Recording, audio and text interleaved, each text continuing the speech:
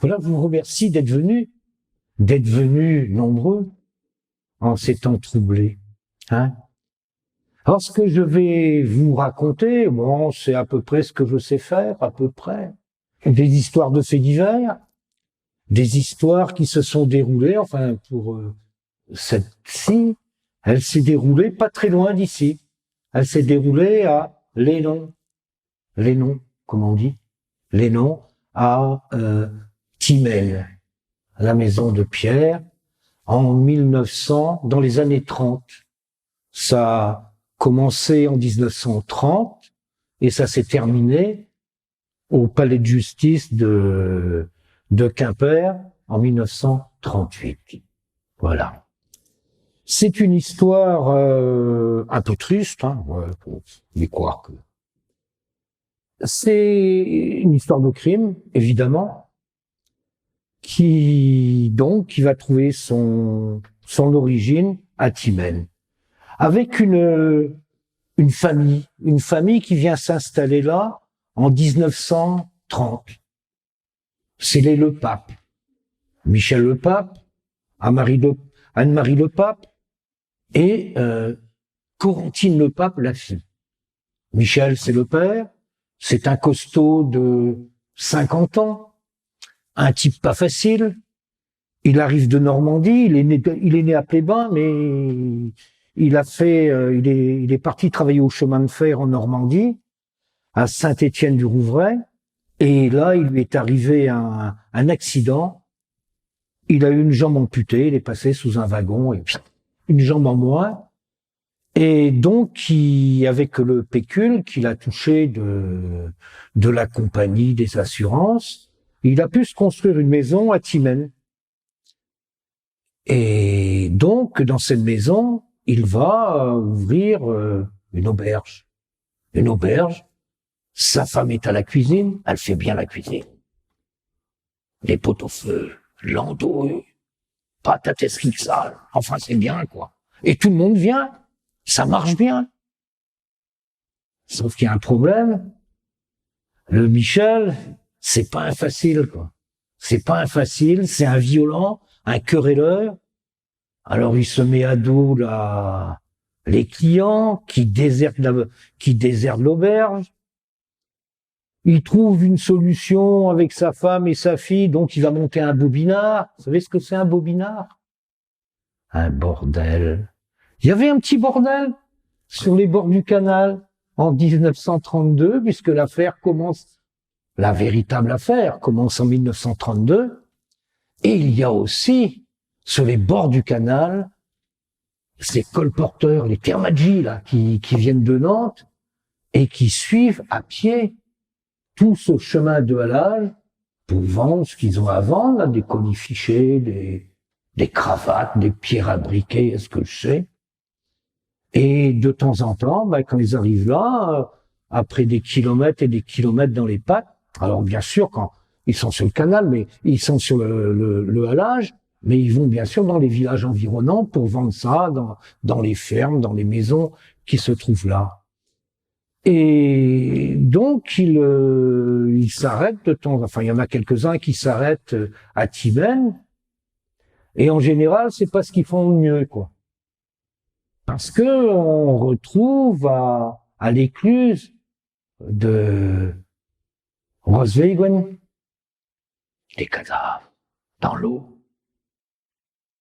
Alors, on fait venir les gendarmes de Plébain. À l'époque, il n'y a pas de voiture. Hein. Là, c'est à vélo, à pied. Alors, ils descendent, qui disent, oui, bien sûr, il est tombé. Il a dû glisser dans l'eau. Peut-être qu'il aurait bu un coup, c'est trop. Et puis, c'est noyé, quoi. Et puis, ça se règle comme ça. Ça se règle comme ça. Mais, bien sûr, jusqu'à Pont-Coblan, ça jase. Ça jase. On dit ça c'est le pape. Ça, c'est les Le Pape qui ont fait le coup. Bien sûr, là, c'est des voyous qu'il y a. Alors, faut dire que la maison Le Pape aussi est fréquentée par des gens de sac et de corde, quoi, des des pas grand-chose, quoi, des gens à qui on ne confierait pas sa petite sœur, hein, autant dire. Et un jour, il se passe, en 1936, qu'ils vont s'en prendre à un gars du coin, à un ouvrier agricole qui travaille dans une ferme à Kérizit, un type, Jean-Louis Coé qu'il s'appelle, qui est un brave gars, quoi. Un brave gars, un type qui est estimé de tous. Et là, on va le retrouver dans le canal aussi. Les gendarmes, ils viennent aussi, hein, ils viennent. Oh, ils disent, oh ben celui-là aussi, il a dû glisser, il avait un vélo, il a dû glisser avec son vélo, il est tombé dedans, il s'est noyé. Oui, mais il a le visage quand même un peu abîmé. Oui, mais ça c'est en tombant qu'ils disent les gendarmes. C'est qu'est possible. Les gendarmes retournent à Plébain, mais les langues vont bon train dans tout ce coin-là, entre Lénon et puis Pont-Coblanc.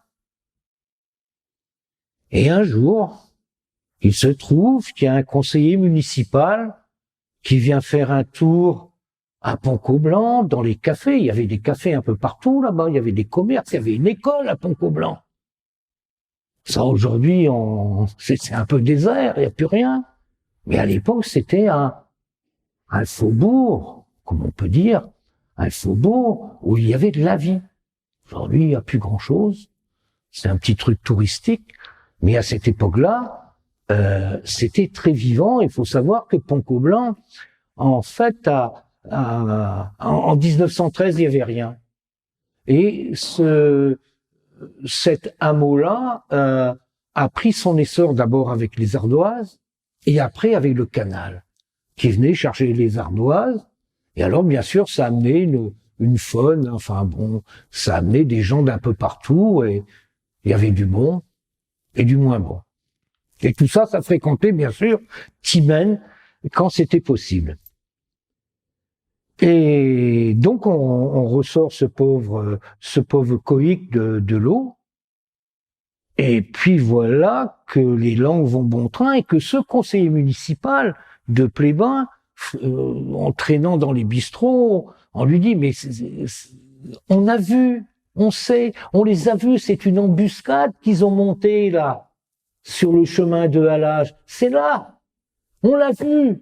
Il y en avait un qui faisait semblant de pêcher, un autre qui était planqué dans un talus, ils avaient barré la route avec des branches. Et puis, il y en avait un autre qui faisait le guet. C'était trois. Débuté, c'était le 9 août 1936. Le 9 août 1936, ce Jean-Louis Coïc s'arrête, il s'en va, il s'arrête boire un coup à Timène. Il raconte qu'il va à Plébain, qu'il va voir un notaire pour des affaires de famille, des affaires d'argent. Coïc, il a une montre, il a un vélo. À l'époque, signe extérieur de richesse, en 1936. Chez le pape, à l'auberge, on a des oreilles. Il y a deux gaziers, deux gars qui sont là. Il y en a un qui s'appelle Créteau, l'autre qui s'appelle Cariou, trentaine d'années. Des gens pas fréquentables. On les dit violents, on les dit buveurs, on les dit menteurs, on les dit voleurs. Et il se trouve que Créteau et Cariou doivent de l'argent à le pape. Et Anne-Marie le pape leur dit, celui-ci, lorsqu'il va revenir de Plébain demain, le 10, il avait dit qu'il revenait le lendemain, vous n'avez qu'à l'arrêter et le dévaliser. Il aura sans doute de l'argent avec lui. C'est ce qu'ils vont faire. C'est ce qu'ils vont faire. Ils vont donc attendre ce malheureux Coïc et ils ont barré la route avec des branches d'arbres. Il y en a un qui fait le guet, l'autre, Cariou, qui fait semblant de pêcher, et Créteau, qui attend dans un coin. Lorsqu'il arrive, ils vont lui sauter dessus, ils vont le assommer à coups de bouteille, ils vont le tuer, ils vont le dévaliser, évidemment, et ils vont le balancer dans le canal. Comme je l'ai dit tout à l'heure, les gendarmes vont venir de Pléba, et puis bon, ils vont dire « Oh, malheureux accident, il a glissé, c'était la nuit, il voyait pas clair. » Sauf que ce conseiller municipal de Plébin va quand même dire « Mais c'est quand même étrange, les gendarmes, ils n'ont rien vu, ils n'ont rien entendu, ils sont pas allés voir les témoins. » Alors, ça fait un peu de reuse au conseil municipal de Plébin, et on alerte le procureur à Quimper. Et le proc, qui dit, on va faire une enquête. Et il ramène les gendarmes, et les gendarmes reprennent le collier. Et là, ils vont aller voir les gens. Ils vont aller voir. Il y a une dame qui dit, oui, moi je gardais mes vaches là en face. J'ai bien vu ces trois-là qui étaient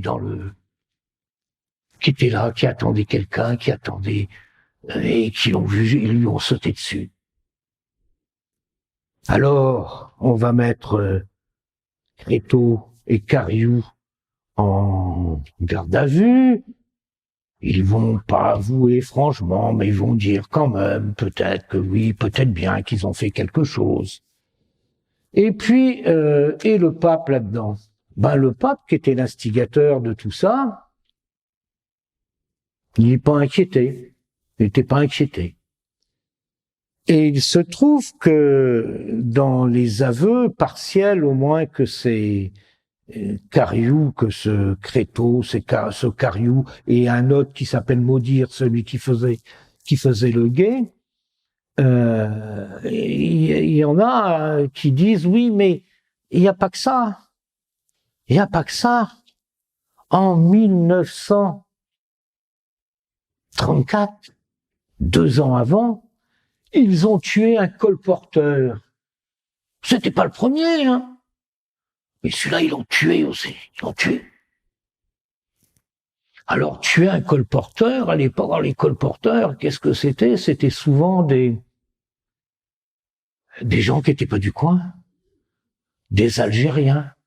Des Chinois, on disait des fois. On a vu un Chinois qui passait, là aussi, il avait plein de choses avec lui. Et donc, ils ont tué aussi un colporteur en 1934 qu'on a sorti du canal. Et puis, il n'y a pas eu d'enquête, il n'y a rien eu. Alors, on va rechercher, les gendarmes vont retrouver. Puis là, bien sûr, ils vont encore trouver des témoins qui vont leur dire, effectivement, il a bien été tué. Et il a été tué. Alors, et puis après, bien sûr, les choses vont s'éclaircir lorsqu'on va apprendre comment ça s'est passé. C'est un soir, il y a ce colporteur là qui s'arrête chez le pape. Près des kilomètres, il a soif, il demande à boire. Il parle pas bien le français. Et les colporteurs, c'était souvent les Algériens qui venaient, ils partaient pour des mois et des mois. Et ils avaient sur eux leur commerce, leurs pierres à briquet, leurs cravates, leurs bouts de dentelle et des choses comme ça. Et puis, aussi de l'argent. C'est important, ça, l'argent. Ils avaient des billets, les grands billets de l'époque. Je sais pas si vous vous souvenez, des grands billets, etc. Et ils avaient ça, tout ça sur eux. Et là, ils arrivent chez le pape. Et Anne-Marie le pape qui est dans sa cuisine, qui entend la conversation de cet homme-là qui discute, qui essaie de faire aussi de faire l'article. de vendre quelque chose. Là, pourquoi pas, je m'arrête, boire un verre d'eau, boire autre chose, et puis essayer de vendre quelque chose quand même, pourquoi qu'il soit pas de sa poche. Et elle sort de sa cuisine et dit en breton à son mari, celui-là, il faut le tuer, il a de l'argent. Assis à une table un peu plus loin, les deux comparses que sont Cariou et Créteau. Deux personnages intéressants. Cariou et Créteau sont là, devant leur verre de vin. Le pape, qui, en temps ordinaire, et sa jambe de bois, une jambe de bois, lui en plus, hein, il s'est fait couper une patte en Normandie. Et il dit aussi qu'en Normandie, il aurait tué un homme. Vrai, pas vrai? Tout est-il que dans son tiroir-caisse, il a un pistolet. Le colporteur est assis. La femme vient de faire cette demande à son mari, faut le tuer. Et le pape, Michel le pape, sort de son comptoir, il prend le pistolet qu'il a à la main, il ne va pas tirer. Avec la crosse, il va taper le colporteur ici, derrière l'oreille. Colporteur tombe, assommé, maromique, presque. Et là, le pape se déchaîne avec son pilon, il va le massacrer. Il est à terre, on va le massacrer. La femme aussi s'y met. L'homme, il est par terre. Qu'est-ce qu'on en fait? On va le foutre à l'eau. Les deux autres, là, qui sont attablés, qui ont tout vu, bien sûr, de la scène, vont dire, mais vous deux, là, vous allez nous aider. On va faire les poches du colporteur. La femme prend le portefeuille, se retire dans sa cuisine et revient avec un billet de 100 francs qu'elle donne à Créteau et à Cariou. C'est pour vous. Et avec 100 francs, paraît-il, il y en a bien plus que ça, bien sûr. Et on va jeter le corps de ce pauvre homme dans le canal. Il va être remonté quelques jours plus tard. Les gendarmes de Plébain. Accident! Il a glissé! Qui c'est? Il n'a pas de papier. D'où il vient? On ne sait pas. Qui va le réclamer? Personne. L'affaire est pliée. Il n'y a plus rien à dire. Ça va ressortir. Ça va ressortir lorsque l'affaire Coïc va commencer à prendre de l'ampleur, à commencer à occuper la justice. Et ce qu'il avait dans son baluchon, là, ce colporteur, chez le pape, on va mettre ça en vente. On va mettre ça en vente dans l'auberge. On va vendre des cravates, tiens. On va vendre des pierres à briquet, tiens. On va vendre des pipes. Il y en avait aussi. Et puis, sans que personne ne vienne s'inquiéter. Alors, cette affaire-là, la presse, à l'époque, la Dépêche, l'ancêtre du télégramme, va l'appeler l'Auberge Rouge. L'Auberge Rouge. Et à l'époque, lorsque ça arrive au tribunal en 1938, ça fait déplacer la presse. Ouest Éclair, Ouest France aujourd'hui, la Dépêche, évidemment, le Télégramme aujourd'hui, mais la presse parisienne aussi vient. Et ça, on a... Alors, le Télégramme titre l'Auberge Rouge, la presse parisienne va pour les bandits de l'Hénon. Les bandits de l'Hénon. Et ça arrive en 1938 aux assises à Limoges, à Quimper. J'en reviens pas à Limoges, moi c'est une deuxième vie. Hein. Et ça arrive aux assises à Quimper en 1938. Et en 1938, il va y avoir 2 procès. Ça va durer 4 jours. C'était assez exceptionnel, donc des séances de nuit. Tous risquent là. À l'époque, on guillotine. Hein. À l'époque, on guillotine. Alors, faut savoir qu'à l'époque, les cours d'assises, il y a 12 jurés, et les jurés délibèrent tout seuls, sans magistrat. Aujourd'hui, les jurés, dans leur délibération, sont accompagnés des 3 magistrats, le président et les 2 assesseurs. Mais à l'époque, non. C'est pas eux qui décident de la peine, mais c'est eux qui répondent aux questions. Par exemple, y a-t-il eu préméditation? Pas de préméditation. C'est eux qui décident. Et en fonction de ça, les magistrats qui se réunissent après vont décider du quantum, la perpète, la mort, la réclusion, le bagne. C'était ça à l'époque. En 1942, ça s'est pas passé ici. Ça s'est passé à Périgueux. Peut-être vous souvenez-vous de ce film avec Yves Montand et Charles Vanel, Le salaire de la peur. Le salaire de la peur a été tiré d'un roman d'un écrivain, de son vrai nom s'appelait Henri Girard, et qui a écrit ce livre-là, et qui a été poursuivi pour avoir tué son père, sa tante et la bonne. Et il est passé au tribunal en 1942, donc à Périgueux. Et à Périgueux, c'est lui le coupable. Bien que ça peut être que lui, quoi. Ça peut être que lui. La foule l'attend sur les marches du palais de Périgueux, où j'ai été pendant longtemps chroniqueur judiciaire. Et à Périgueux, les gens, alors bien sûr, c'est la vox populi qui est là, qui crie à mort, à mort, à mort. Il est condamné d'avance. Mais il a un excellent avocat, maître Maurice Garçon.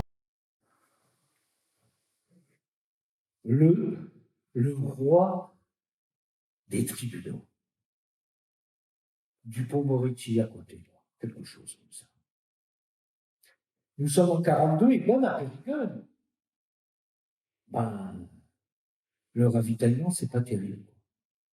Alors Maurice Garçon a une idée extraordinaire. Tous les jours, midi et soir, il invite les jurés à dîner, à déjeuner. Meilleur restaurant de Périgueux du marché noir, place Francheville et les Reims. C'est moi qui paye, allez-y. Tout ce que vous voulez, le foie gras, la truffe, les bons vins de Bergerac de Bordeaux, allez, le roule. Ça marche. Et ça a marché. Gérard a été acquitté. Ça, c'est une aparté. Des années plus tard, j'étais ami avec un ancien commissaire de police, Guy Penaud, de Périgueux, et il sort un livre, Guy, et il me dit, Louis, viens me voir. J'ai un truc pour toi, ça va jaser dans le monde. Et il raconte qu'un soir, zappant sur les chaînes de télévision, il tombe sur une conversation entre un journaliste et l'auteur de OSS 117, Gérard Devilliers. Devilliers avait bien connu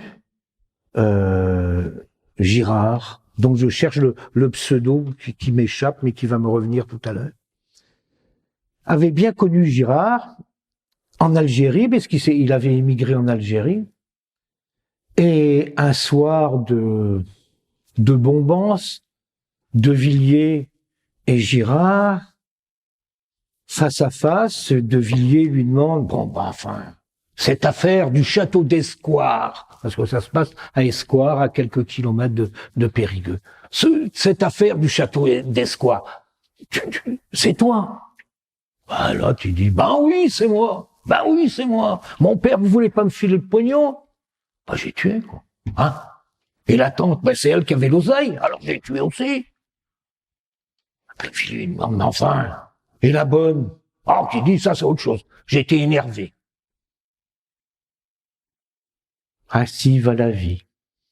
Ainsi va la vie. Et pour revenir à notre affaire de Timène, donc ça arrive aux assises à Quimper en 1938. Et donc il y a 2 procès. Premier procès coïque. Le pape qui est un peu l'instigateur, Madame le pape est décédée, donc elle est plus là. Le pape qui est l'instigateur de tout ça, finalement. Et les 2 autres, qui reconnaissent, enfin, ils ont reconnu. Après, ils reconnaissent plus. Et puis, on crée le doute. Et puis, et ils s'en sortent quand même au premier procès avec la perpète, quoi. La perpète, à l'époque, ils risquaient leur tête, là, hein, ça c'était évident. Et le lendemain, 2 jours plus tard, donc, il y a le procès de ce colporteur algérien, certainement, qui a été tué aussi par eux. Alors là, le pape qui était à la manœuvre, alors lui, c'est clair, il risque sa tête. Et ses 2 complices, Créteau-Cariou. Le pape jure bien sûr qu'il n'y est pour rien. Il dit, je jure devant Dieu que je n'ai rien fait. Et le président lui dit, allez, taisez-vous le pape, vous n'êtes pas son représentant sur terre. Le pape lui dit, vous non plus. Hein. Bon. Alors donc, au moins, nous sommes d'accord là-dessus. Le pape va être condamné à la réclusion, aux travaux forcés à perpétuité. Les travaux forcés, à l'époque, il faut se souvenir, c'était Cayenne. On cassait des cailloux. Il y en a qui en revenaient, pas tous. Il y en a qui restaient et il y en a qui mouraient souvent là-bas. Après, ça a été décidé après 3 jours de procès, 2 heures de délibération, et donc il est condamné non pas à la peine de mort, il est condamné à la réclusion, aux travaux forcés à perpétuité. On lui a reconnu des circonstances atténuantes. Je ne sais pas où ils les ont cherchés, enfin, ils ont dû en trouver un petit peu. Et les deux autres, Cariou et Créteau, ma foi, ils ont pris, dans cette affaire-là, ils ont pris 2 ans, mais comme ils ont été condamnés à la perpétuité, et vous savez qu'en France, on n'ajoute pas les peines, c'est rare, hein, on n'ajoute pas. Donc, c'était la perpète à Cayenne. Voilà, c'est une petite histoire qui s'est passée ici. Et alors, il se trouve que lorsque je l'ai traité d'une façon différente à la radio, il y a une collègue de la radio qui m'a dit, mais tu sais, cette histoire-là, on me l'a racontée à l'EHPAD de Plébin. Il y avait un vieux monsieur où elle travaillait à l'EHPAD à l'époque, et il me l'a raconté. Il m'a raconté cette affaire de Timène. Alors peut-être que vous en avez entendu parler aussi. Hein, Timène, le long, c'est à 13 kilomètres de Pont-Coblan, hein, à Lénon. Et Donc ça, c'est quelque chose qui est resté dans les mémoires. Bon. Pourquoi s'intéresse-t-on aux faits divers? Pourquoi? Ça fait mauvais genre, le fait divers. Sauf que, moi, pourquoi je me suis intéressé à ça? Moi, j'ai appris à lire dans le télégramme avec mon arrière-grand-mère.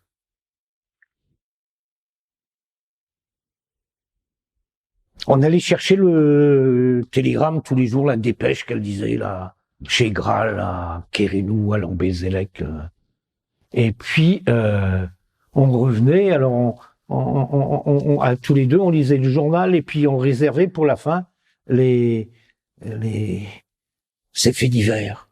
Ces faits divers, bien sûr. Alors à l'époque, on prenait pas de gants, hein, c'était, on donnait les noms, bien sûr, les adresses parfois. C'était vraiment un journalisme de base, hein, c'était un journalisme à la hache. Et puis voilà comment moi je me suis intéressé à ça. Puis un jour, par le fait des multiples aventures professionnelles que j'ai pu avoir, on me propose d'aller tenir la rubrique qu'on n'appelait pas Police-Justice à l'époque, qui selon moi est un oxymore, mais enfin bon. Hein. À Périgueux, à la télévision. Bon, j'ai fait ça pendant quelques années, plusieurs années. Et là, ce qu'on découvre, c'est le grand théâtre de la vie. Théâtre de la vie. Théâtre en vrai. On n'est plus dans la tragédie grecque. On est dans le réel. Dans le réel. C'est impressionnant. C'est impressionnant. De voir, ce ne sont pas des acteurs. Ce sont les mêmes que nous. Qui, à un moment, qui vont tuer, assassiner. Qu'est-ce qui se passe? On se posait toujours la question, on se retrouvait avec les collègues après à manger au restaurant le soir après avoir entendu les pires des horreurs. Mais qu'est-ce qui se passe dans la tête de ces gens-là? Un moment, pourtant avant, il y avait des vieux cheveux de retour, pas souvent, il y en avait quelques-uns quand même, et que c'est quand même étrange. L'homme est un animal étrange. Alors, voilà, le fait divers, le grand théâtre de la vie, la tragédie grecque, en réel, en vrai, en vrai. Voilà, comment je suis arrivé à m'intéresser à ces affaires de vie et de mort.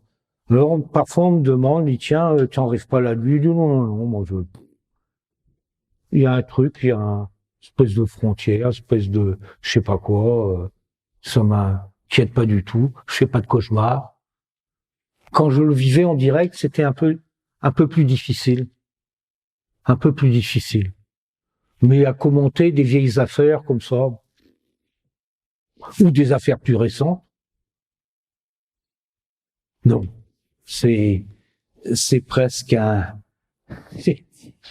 passe-temps comme un autre, quoi. Enfin, un passe-temps aussi qui est un peu mon boulot quand même, quoi. Voilà. Donc, je ne sais pas si je vous ai beaucoup intéressé à ce que je vous ai raconté. Je vous remercie, vous êtes bien gentil. Vous êtes bien gentil.